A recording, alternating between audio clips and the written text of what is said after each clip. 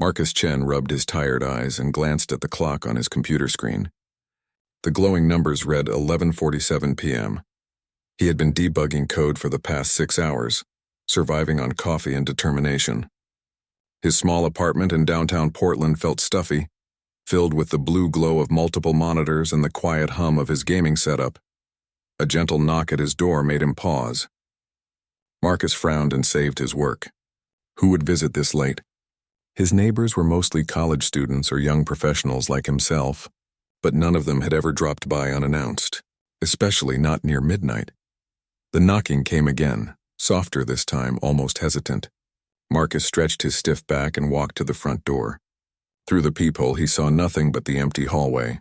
The fluorescent lights flickered slightly, casting dancing shadows on the worn carpet. "Hello?" he called out, keeping his voice low to avoid waking other tenants. A tiny voice responded from somewhere near the floor. "Please, I need help. I am sorry to bother you so late." Marcus looked through the peephole again, this time focusing lower. Still nothing. He unlocked the door and opened it carefully, keeping the chain latch engaged. The hallway appeared empty, but then he heard the small voice again. "Down here, please." Marcus looked down and his breath caught in his throat. Standing in the hallway, barely reaching his knee, was a small humanoid figure. She had large, luminous green eyes that seemed to glow softly in the dim light. Her skin had a pale blue tint, and she wore what looked like a simple gray jumpsuit. Delicate features made her appear almost childlike, though something in her eyes suggested intelligence far beyond her size. "Are you real?" Marcus whispered, kneeling down to get a better look. The small being nodded solemnly. "I am very real. My name is Ziva. I live in apartment 4B. Marcus blinked in confusion. "But 4B is Mrs. Patterson's apartment. She's lived there for 20 years. "Yes," Ziva said patiently. "I live behind her walls in the spaces between. Many of us do. We have been here for a very long time, watching and learning about humans." "Us? There are more of you?" "Yes, but I am the only one in this building now. The others have moved to safer places." Ziva's expression grew sad. "I stayed because I believed humans could be trusted. Mrs. Patterson has always been kind, even though she does not know I exist." Marcus removed the chain and opened the door fully. He looked left and right down the hallway to make sure no one else was around, then stepped aside. "Come in. We should talk inside." Ziva hesitated for a moment, then walked into his apartment with small, careful steps. Marcus closed the door and locked it, his mind racing with questions. He had always been a logical person, a software engineer who dealt in facts and code, but here was something that challenged everything he thought he knew about the world. "Please, sit wherever you're comfortable," Marcus said, gesturing to his living room. Ziva climbed onto his couch, her tiny form nearly disappearing among the cushions. She sat cross-legged and looked up at him with those remarkable green eyes. "You said you needed help," Marcus said, settling into his desk chair and rolling it closer. "What's wrong?" Ziva took a deep breath. "My people are dying, Marcus Chen.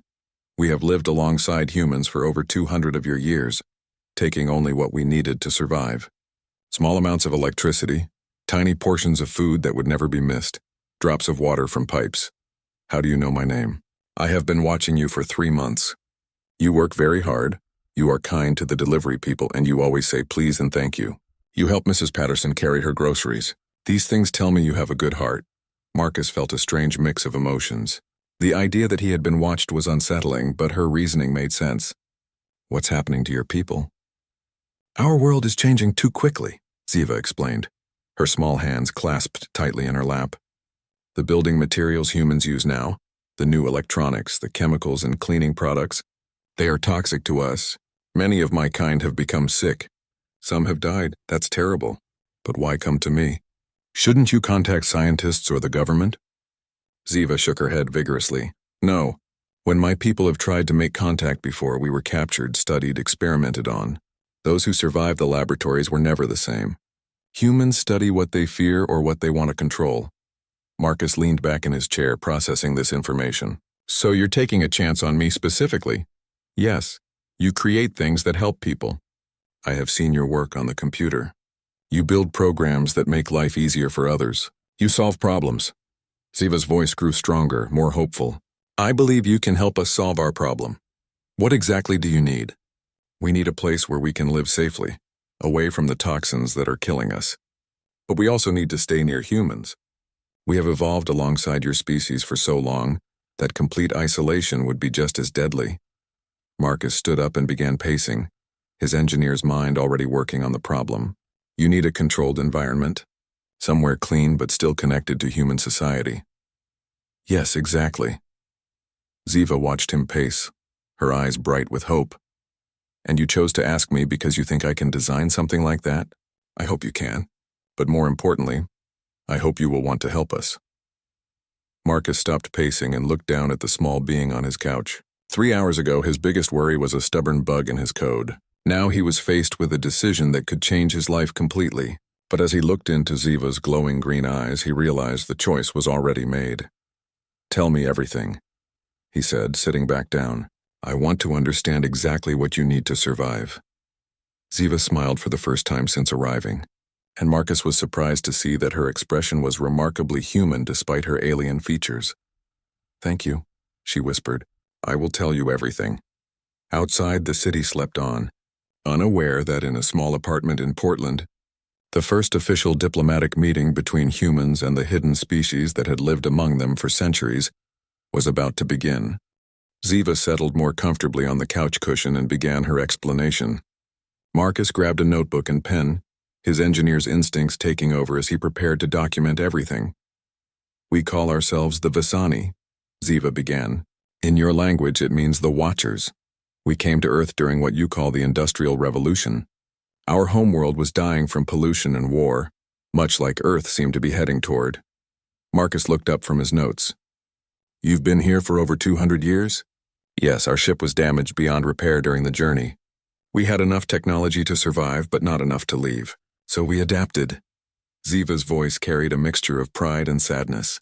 We learned to live in the spaces humans don't use or notice. Behind walls, under floors, in abandoned subway tunnels, forgotten basements. How many of you are there? On Earth? Perhaps 50,000. In this city, maybe 200. Most live in the older parts of town where the buildings have more hidden spaces and the materials are less toxic to us. Marcus scribbled notes rapidly. What specifically makes the new materials toxic? Many things. The glues and adhesives you use now contain chemicals that make the air unbreathable for us. The electromagnetic fields from your wireless networks cause us pain if we stay exposed too long. Even the LED lights that are everywhere now emit frequencies that hurt our eyes. But you're here, in my apartment, and I have LED lights, Wi-Fi, new materials. Ziva nodded and reached into a small pouch on her jumpsuit. She pulled out what looked like a tiny device no bigger than a pencil eraser. It glowed softly with the same green light as her eyes. This is a personal shield generator.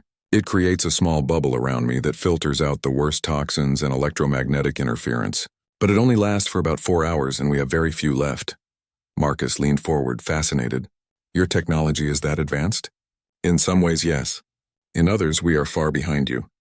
We excel at miniaturization, energy efficiency, and bioadaptive systems. But we never developed the kind of manufacturing capabilities or resource extraction that humans have mastered. What do you eat? How do you get power for your technology? We can eat many of the same foods as humans, but in very small quantities. A single apple could feed one of us for a week. For power, we have learned to tap into your electrical systems without detection. A few watts here and there spread across many sources. Marcus sat back, overwhelmed by the implications. You're basically invisible parasites, but benevolent ones. Ziva flinched at the word parasites, but nodded. We take only what we need to survive, and we try to give back when we can. Many of the small improvements in human technology over the past century have come from our subtle guidance. What do you mean? When human engineers are struggling with a design problem, sometimes they find their equations corrected on a whiteboard the next morning. Or they discover that a prototype they thought they broke has been mysteriously repaired. We help when we can do so without being noticed. Marcus felt a chill of recognition.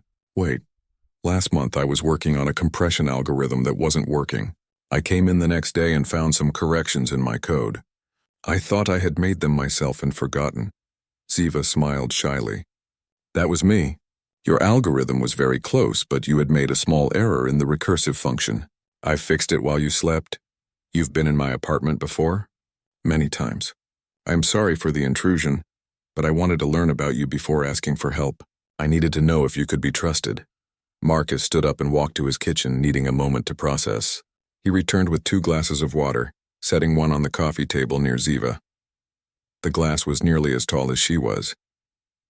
"Thank you," she said, using both hands to take a sip. "So your people are dying because of changes in human technology and building practices. You need a safe place to live, but you can't be completely isolated from human society. What would an ideal solution look like?" Ziva's eyes brightened. "We have discussed this many times among our council. We need a space that uses older, safer materials, with controlled air quality and electromagnetic shielding. But it must also have access to human spaces for observation and interaction. Like an embassy," Marcus said thoughtfully. "Yes, that is exactly right. An embassy between our species." Marcus began sketching in his notebook. It would need to be disguised as something normal to humans. Maybe a research facility or a tech company building. "We have some resources to help with construction costs," Ziva said. "Over the centuries, we have collected things that humans dropped or lost. Coins, jewelry, precious metals. We could contribute to the project. That's helpful, but the bigger challenge is location and permits. We'd need to find a place where we could build without too many questions." Ziva reached into her pouch again and pulled out what looked like a tiny tablet. The screen showed a detailed map of the city. "We have been surveying possible locations. There is an old warehouse district near the river that has been abandoned for 15 years. The land is contaminated from old factories, so humans avoid it. But the contamination would not affect us." Marcus studied the tiny screen, amazed by the detail and clarity. "This is incredible resolution. How do you power something this small?" "Bioelectric generators. They convert our body heat and movement into energy. Very efficient. Could you teach humans how to make these? That is part of what we hope to offer in exchange for help. Our technology for miniaturization and energy efficiency could help humans solve many problems, especially climate change." Marcus felt excitement building in his chest. This wasn't just about helping a small alien species survive. This could be the beginning of a partnership that would benefit both races. "Ziva, I need to ask something important. If I help you with this, what happens when other humans find out? Because eventually someone will discover your people exist." Ziva was quiet for a long moment, staring into the water glass. "That is our greatest fear and our greatest hope. Fear because humans have a history of destroying what they don't understand. Hope because we believe some humans, like you, are ready to accept us as neighbors rather than subjects for study. What do your leaders think about revealing yourselves?" "They are divided. Some believe we should remain hidden forever. Others think that human technology will eventually make hiding impossible, so we should make contact on our own terms while we still can." Marcus nodded.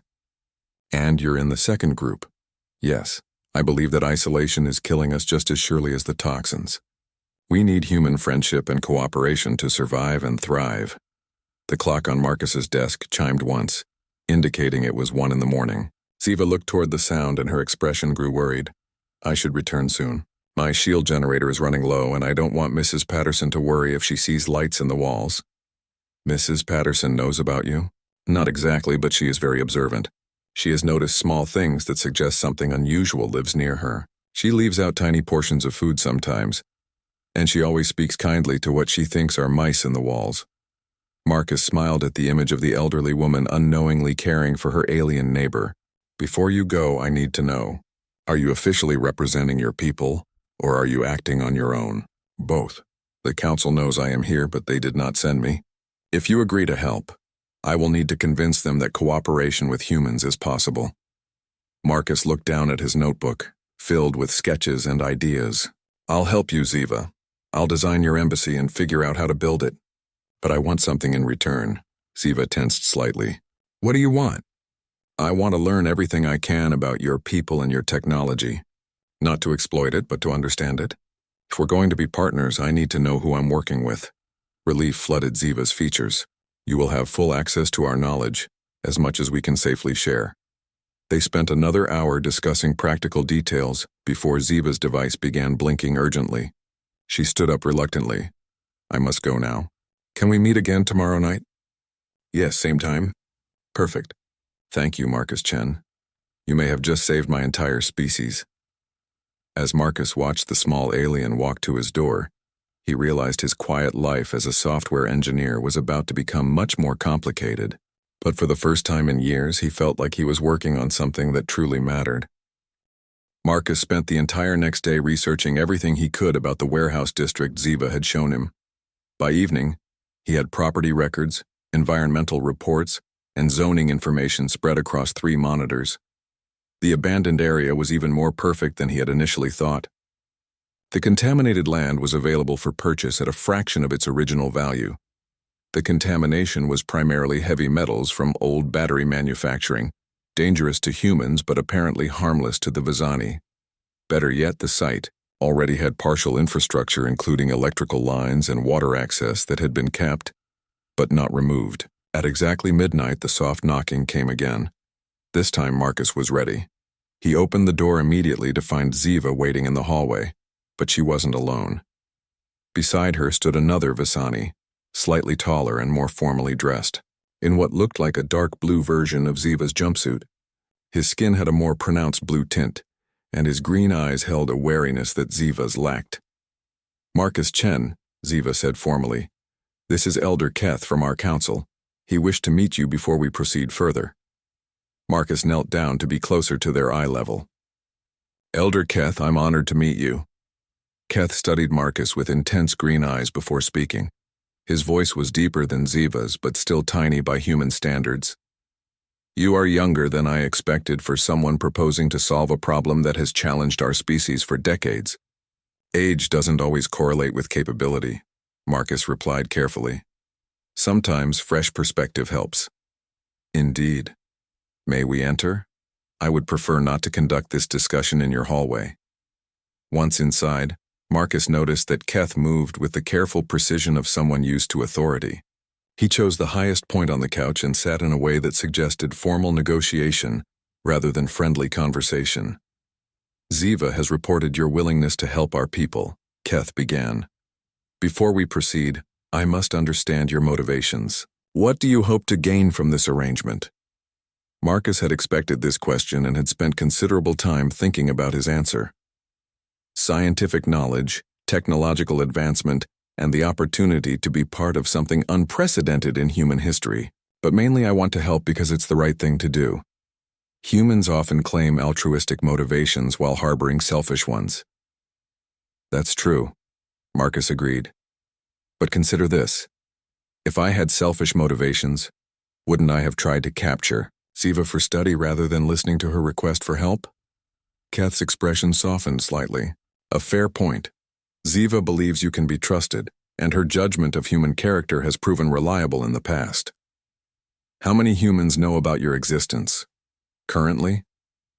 3. You, an elderly woman in Detroit who befriended one of our children, and a maintenance worker in Tokyo who has been quietly helping our community there for 5 years. Marcus was surprised. Only 3? In 200 years? Accidental contact has happened more often, Keth explained, but usually ends badly. Most humans either refuse to believe what they've seen or they try to capture us. The 3 I mentioned are exceptional. Ziva leaned forward on the couch. "I showed Elder Keth your preliminary designs. He is impressed." Marcus pulled out his notebook and opened to the detailed sketches he had worked on all day.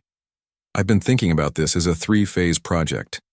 Phase 1 is acquiring the land and creating the basic structure disguised as a research facility. Phase 2 is building the specialized living areas for your people. Phase 3 is establishing formal diplomatic protocols." Keth examined the drawings with interest. "This underground section here connected to the main building by tunnels? That is for our living spaces?" "Exactly. The underground areas would use materials and lighting that are safe for your people.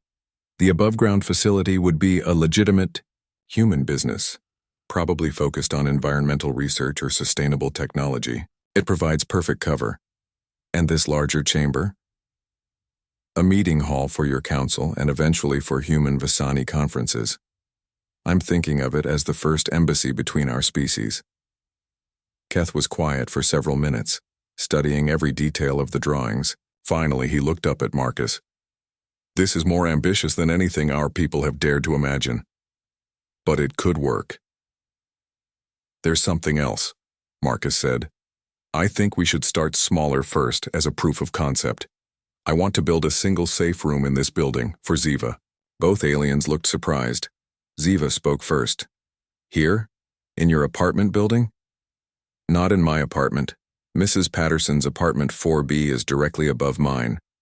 The building's layout shows there's an unused space between the floors that's about 4 feet high and 8 feet wide. We could convert that into a proper living space for you, Ziva, as a test case. Keth leaned back, considering. You would do this before building the larger facility? Think of it as a prototype.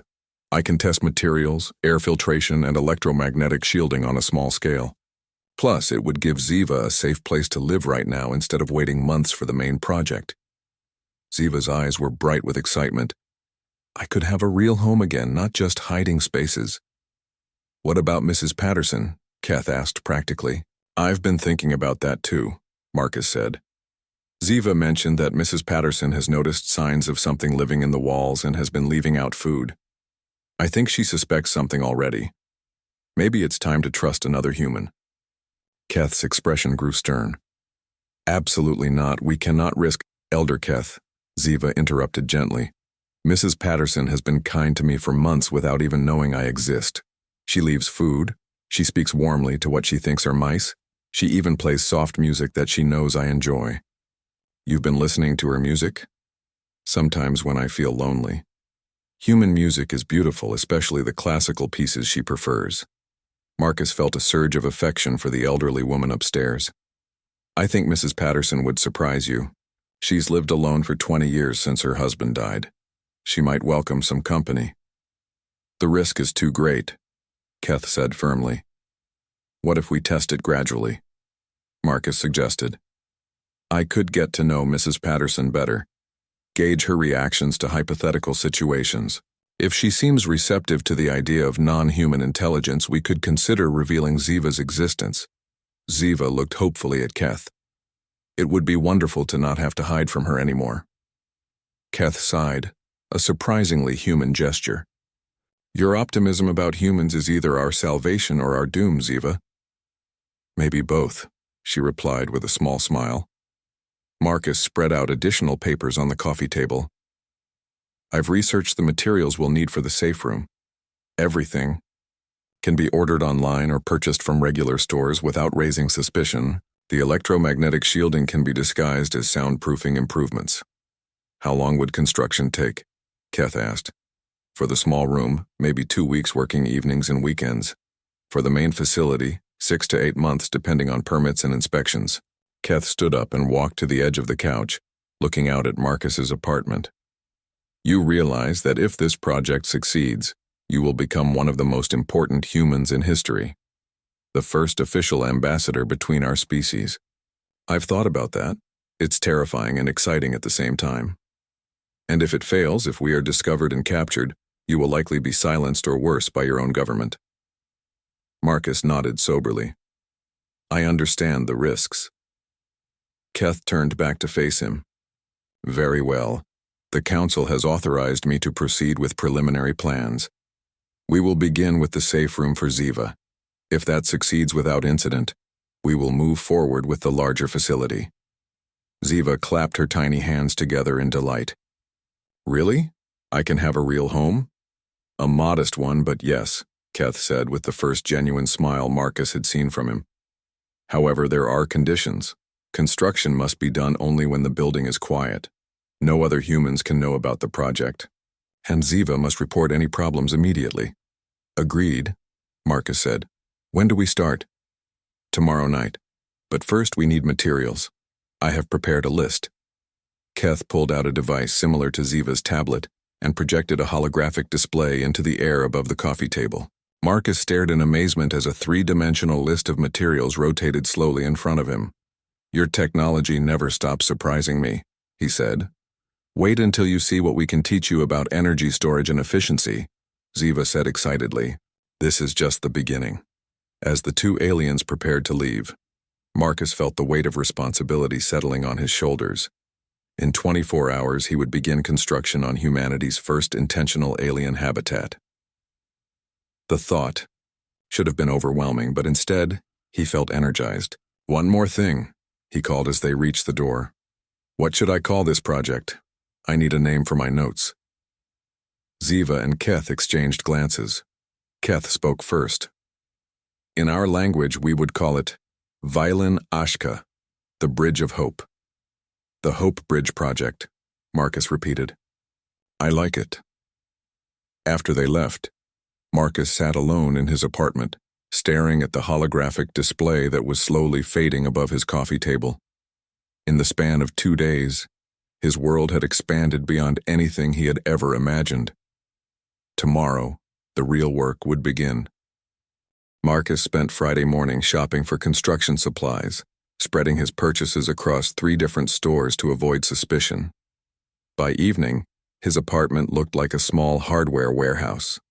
Electromagnetic shielding mesh, non-toxic, insulation, LED-free lighting fixtures, and air filtration components were stacked carefully in his living room. At 11:30 p.m., he heard the familiar soft knocking. This time, Ziva arrived with a tiny backpack and what appeared to be miniature construction tools. Are those actual power tools? Marcus asked, kneeling down to examine the devices. Yes, but they run on bioelectric power and operate at frequencies that won't disturb your neighbors, Ziva explained. They can cut through most materials with surgical precision. That's going to save us a lot of time and noise. They made their way quietly to the stairwell and climbed to the space between the 4th and 5th floors. Marcus had already identified the access point, a maintenance panel that hadn't been opened in decades. The panel was painted over multiple times and required careful work to open without damaging the surrounding wall. Mrs. Patterson should be asleep by now, Ziva whispered as they worked. She goes to bed at 10 p.m. every night and sleeps until 6 a.m. How do you know her schedule so well? I've been living near her for 8 months. When you share space with someone, even secretly, you learn their patterns. Marcus managed to remove the panel, revealing a cramped space filled with old pipes and electrical conduits. It was larger than he had expected, maybe 5 feet high and 10 feet wide, running the entire length of Mrs. Patterson's apartment above. Perfect, Ziva said, pulling out a device that projected a soft blue light. This space has good airflow and access to both electricity and water lines. They spent the next 3 hours carefully clearing debris and measuring dimensions. Ziva's tools made the work incredibly efficient. Where Marcus would have needed a reciprocating saw and made considerable noise, her tiny devices cut through old boards silently. Ziva, Marcus said during a break, I need to ask you something. What's your real opinion of humans? She paused in her work, considering the question carefully. Humans are fascinating and terrifying in equal measure. You create beautiful art and music. You show remarkable kindness to strangers and you solve problems with incredible ingenuity. And the terrifying part? You also destroy things quickly and completely when they threaten you. Your wars, your environmental damage, your treatment of species you consider inferior. She looked at him directly. What you do with my people, when you discover us, will show which side of human nature is stronger. I hope we prove worthy of your trust. I believe you will. That's why I chose you. They worked until 4 a.m., establishing the basic framework for what would become Ziva's new home. As they prepared to leave, Marcus noticed that Ziva seemed reluctant to go. What's wrong? This is the first time in months that I've worked on something that belongs to me, she said quietly. For my people, everything is temporary, hidden, borrowed. This will be mine. Marcus felt the emotional weight of her words. It will be the first of many homes for your people. This is just the beginning. The next night, they began installing the air filtration system. Ziva's specifications were precise. The air needed to be filtered of specific chemical compounds that were toxic to Vasani physiology. Marcus had researched industrial-grade filters, but Ziva produced something far more advanced. This is a molecular filter, she explained, showing him a device the size of a pencil. It can separate compounds at the atomic level and runs on minimal power. Where did you get this? I made it. We manufacture what we need using salvaged materials and our own techniques. Marcus watched in amazement as the tiny device somehow purified the air in the entire space within minutes. Ziva, this technology could revolutionize air quality control for humans. People with severe allergies, Cities with pollution problems, this could help millions of people. That is why cooperation between our species is so important. We have solutions to problems you haven't solved yet, and you have manufacturing capabilities we cannot match. By Sunday night, they had completed the basic living space. Electromagnetic shielding was installed behind the walls, providing Ziva with complete protection from the wireless signals that caused her pain. Lighting was carefully calibrated to frequencies that were comfortable for Visani eyes. A tiny bathroom connected to the building's water supply completed the essential amenities. "It's beautiful," Ziva said, standing in the center of her new home. The space that had seemed cramped to Marcus looked spacious from her perspective. "We should test it thoroughly before you move in permanently," Marcus said. "I agree. I'll spend tomorrow night here and monitor all the systems." As they prepared to leave, Marcus heard footsteps in the hallway above. Both of them froze, listening intently. "That's Mrs. Patterson," Ziva whispered. "She sometimes gets up at night for water." They waited quietly until the footsteps returned to her bedroom. As they climbed down to Marcus's floor, he made a decision. "Ziva, I want to talk to Mrs. Patterson about you." "What?" But Elder Keth said, "I know what he said. But I've been thinking about this for 3 days. We're building your home literally underneath her apartment. She has a right to know, and she might be an ally." Ziva looked conflicted. "She has been so kind, leaving food and playing music. Sometimes I think she knows something is different about her apartment. What if I approach it carefully? I could start by mentioning that I've heard small sounds in the building, see how she reacts. If she becomes frightened or reports us to authorities, then we'll deal with that. But Ziva, isolation is killing your people, remember? Maybe it's time to trust that some humans are ready for this knowledge." They reached Marcus's apartment and Ziva sat down heavily on his couch. "I want to trust her, Marcus.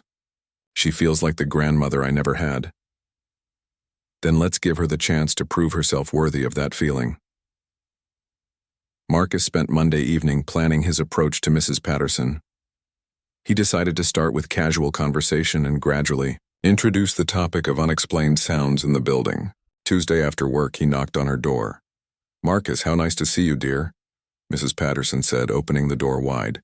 She was a small woman in her 70s with kind eyes and silver hair pulled back in a neat bun. "Hi, Mrs. Patterson. I hope I'm not bothering you." "Not at all. Come in. I was just making tea." Her apartment was warm and comfortable, filled with family photos and classical music playing softly in the background. Marcus noticed small dishes of food placed strategically around the room, exactly as Ziva had described. "I wanted to ask you about something," Marcus began as she poured tea. "Have you noticed any unusual sounds in the building lately?" Mrs. Patterson's hand paused momentarily before continuing to pour. "What kind of sounds?" "Small ones, like someone moving around in the walls or between floors." She set down the teapot and looked at him directly. "You've heard them too?" "Yes. And I think I know what's causing them." Mrs. Patterson sat down across from him, her expression serious. "Marcus, I've lived in this building for 20 years. I know every normal sound it makes. What I've been hearing recently is not normal. What if I told you it wasn't anything to be afraid of?" "I'm not afraid," she said firmly. "Curious, yes. Concerned, perhaps. But not afraid. Whatever is making those sounds has been very respectful. Nothing missing, nothing damaged. And those tiny portions of food I leave out? They're always gone by morning." Marcus felt a surge of hope. Mrs. Patterson was handling this better than he had dared to expect. "What would you say if I told you that someone very small and very gentle has been living near your apartment? Someone who needs help and has been too afraid to ask?" Mrs. Patterson leaned forward, her eyes bright with interest. "I would say that explains quite a lot, and I would ask what kind of help they need." Marcus took a deep breath. The next words would change everything. "Mrs. Patterson, would you like to meet your neighbor?" Mrs. Patterson set down her teacup with steady hands, but Marcus could see the curiosity and wonder in her eyes. "You're being very mysterious, dear. Are we talking about a child who's been hiding in the building? Not exactly a child and not exactly human, Marcus said carefully. Mrs. Patterson, what I'm about to tell you will sound impossible, but I need you to trust me. She studied his face for a long moment. You're a good boy, Marcus. Always polite, always helpful with my groceries. If you say something is true, I'm inclined to believe you.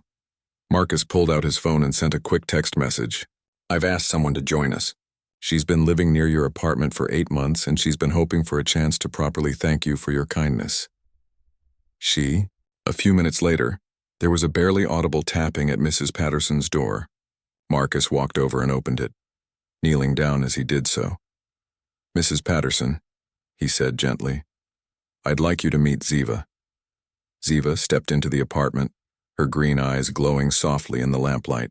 She had changed into what appeared to be a formal version of her jumpsuit, deep blue with intricate silver patterns. Despite her tiny size, she carried herself with dignity and grace. Mrs. Patterson stared for a moment, then slowly smiled. Well, I'll be damned. You're beautiful, sweetheart. Ziva's face lit up with relief and joy.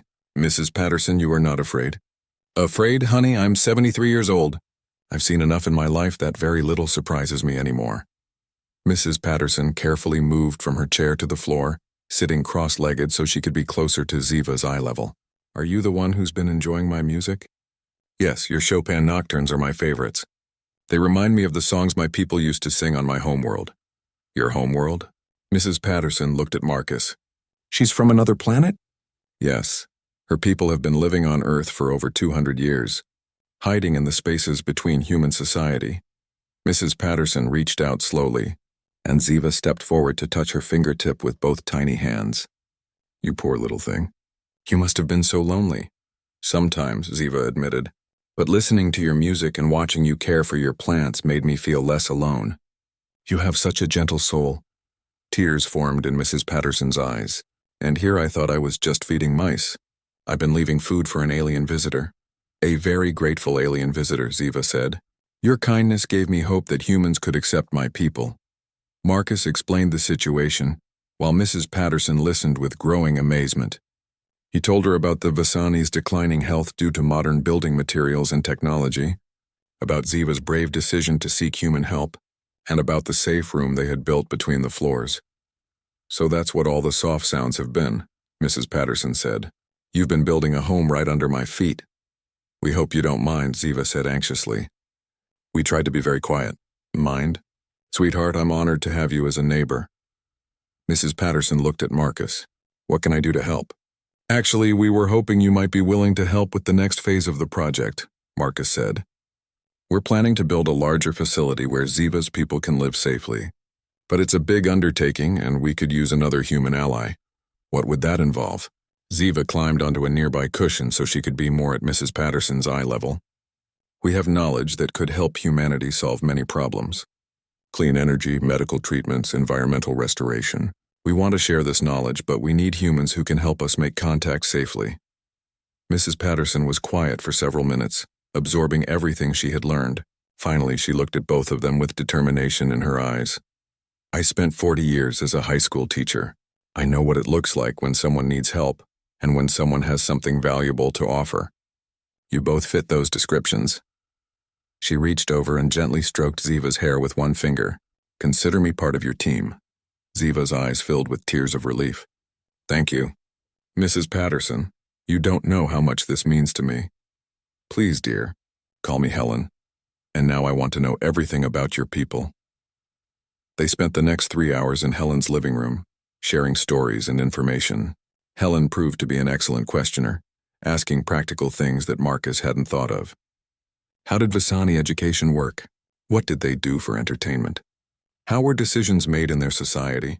Ziva answered eagerly, clearly delighted to finally have humans who were genuinely interested in her culture rather than just her technology. We learn through direct neural sharing, Ziva explained. Knowledge passes from teacher to student through touch. It's much faster than human learning methods. That's remarkable, Helen said. Could you teach that to humans? Possibly with the right technology interface.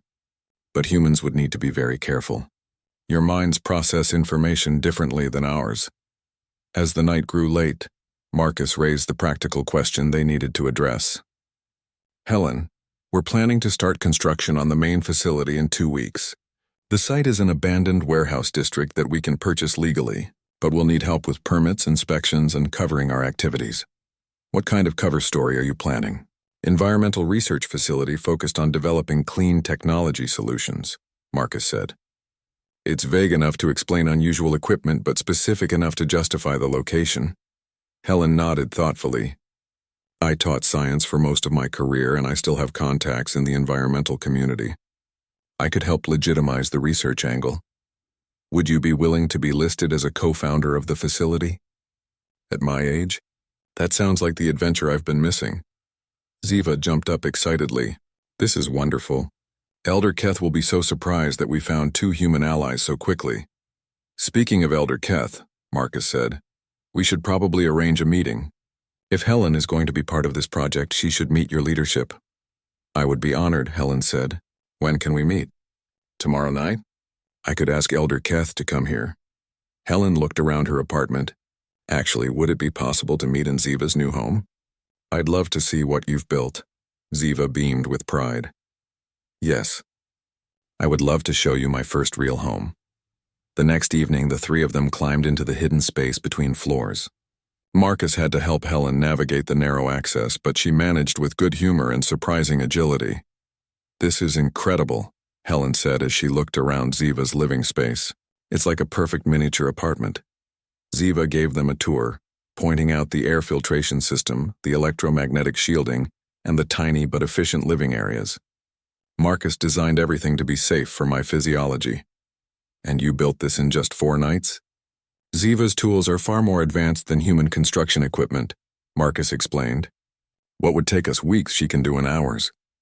Elder Keth arrived precisely at midnight, accompanied by another Visani, whom Ziva introduced as Engineer Ran. Both aliens were initially wary of Helen, but her genuine warmth and obvious acceptance of their presence gradually put them at ease.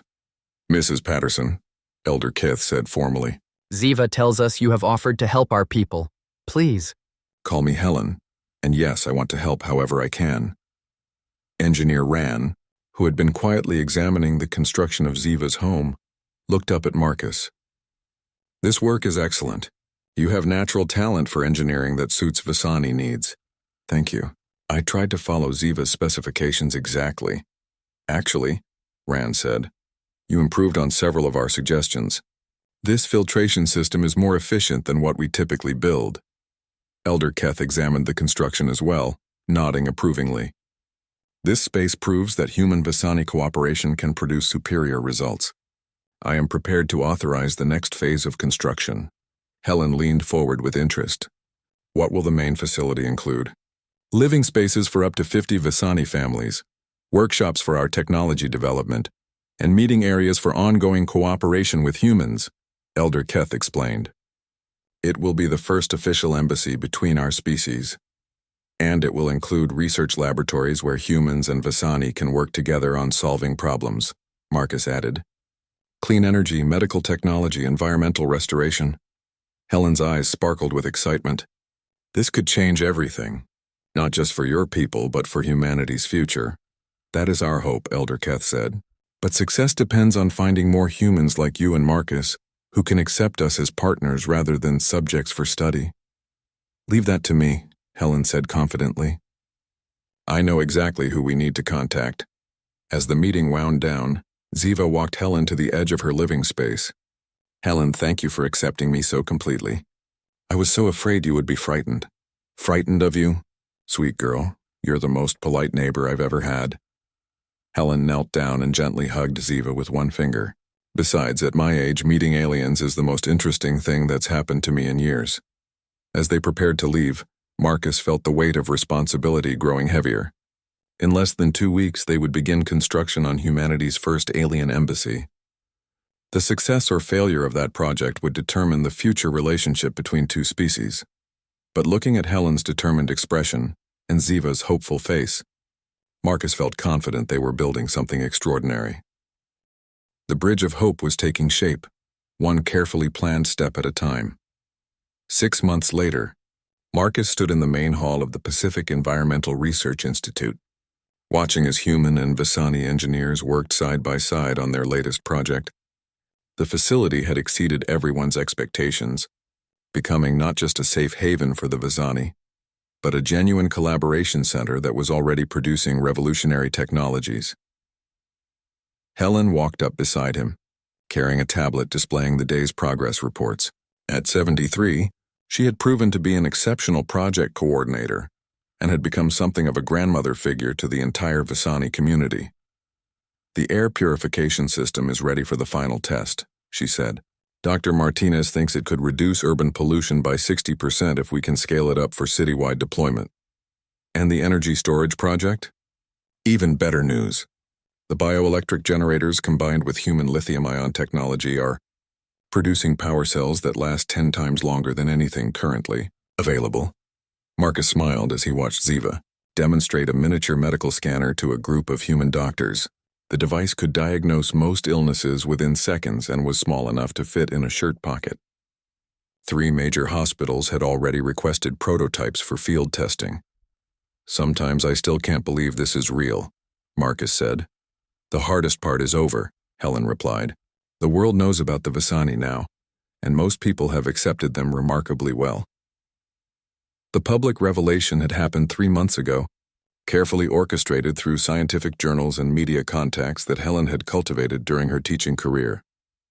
Rather than the fear and panic Elder Keth had worried about, most humans had reacted with curiosity and excitement about the possibilities for cooperation. There had been some negative reactions, of course. A few government officials had demanded access to Visani technology for military purposes, and some religious groups had declared the aliens to be demons or angels depending on their particular theology. But the overwhelming response had been positive, especially as news of the medical and environmental breakthroughs began to spread. "Marcus, Helen," Ziva's voice called out as she hurried across the hall. She had grown more confident over the months and now moved through the facility like the accomplished diplomat she had become. "What's the excitement about?" Marcus asked as she reached them. "Elder Keth just received a message from the Visani colony in Australia. They want to establish their own research center and they're asking if you would help design it." "That's wonderful," Helen said. "How many locations are we up to now?" 17 facilities in planning stages across 6 continents, Ziva said proudly. "And 3 more Visani communities have decided to make contact with local human populations." Marcus felt a surge of pride and satisfaction. What had started as one small alien asking for help had grown into a worldwide movement of cooperation and mutual advancement. "There's something else," Ziva continued, her expression becoming more serious. "We've received a transmission from deep space. Another Visani ship is approaching Earth." Marcus and Helen exchanged glances. This was news they had been both hoping for and dreading. "How many passengers?" Helen asked. "Nearly 1,000. They're refugees from our homeworld system. The war there has gotten worse, and they're seeking sanctuary. Can Earth support that many more Visani?" "With the cooperation we've established, yes," Ziva said. "But it will require expanding our facilities significantly, and likely revealing our existence to world governments officially, rather than just through scientific channels." Elder Keth approached their group, his expression thoughtful but not worried. Over the months, he had become much more optimistic about human nature. "Marcus, Helen, we need to discuss the implications of this development," he said. 1,000 Visani arriving will make our presence impossible to hide or minimize. This will force full diplomatic contact between our species. "Are you ready for that?" Marcus asked. "As ready as we can be. The success of this facility and the others like it has proven that cooperation is possible. But formal diplomatic relations will require human governments to make official decisions about our status." Helen nodded thoughtfully. "I have contacts in the State Department and the United Nations. People who have been following our work and are sympathetic to the idea of formal recognition." "What about the Visani Council?" Marcus asked. "Are they prepared to establish an official government-to-government relationship?" Elder Keth smiled, the expression now familiar and warm rather than the cautious formality he had shown months ago. "The Council has authorized me to inform you that you, Marcus Chen, and you, Helen Patterson, have been designated as Earth's first official ambassadors to the Visani people." Marcus stared in shock. "What? But I'm not a diplomat, I'm just an engineer." "You're the engineer who designed the bridge between our worlds," Ziva said warmly. And Helen is the teacher who showed us that humans could accept us with open hearts. Who better to represent both species in formal negotiations? Helen laughed delightedly. At my age, becoming an ambassador to aliens, Robert would never believe it. Her expression grew wistful as she mentioned her late husband. You don't have to decide right now, Elder Keth said. The ship won't arrive for another 6 weeks, but we wanted you to know that our people trust you to speak for us in whatever comes next. As they talked, Engineer Ran approached with a group of human and Vasani researchers. They were all excited about something, talking rapidly and gesturing at tablets and devices.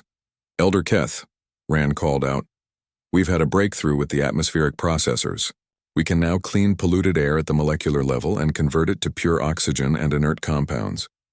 Show me, Elder Keth said. They gathered around as Ran demonstrated a device about the size of a briefcase. When activated, it drew in air through one end and expelled visibly cleaner air from the other. Monitors showed that pollutants were being broken down and separated at the atomic level.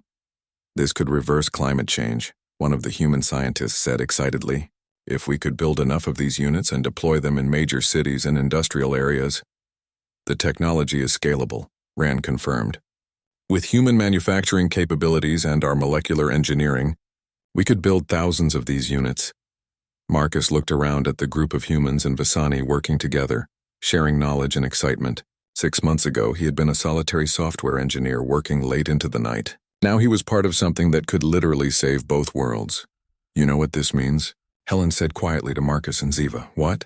When that ship arrives with 1,000 more Vasani, we won't just be asking Earth to accept refugees. We'll be able to offer solutions to humanity's greatest challenges as part of the bargain. Ziva nodded enthusiastically.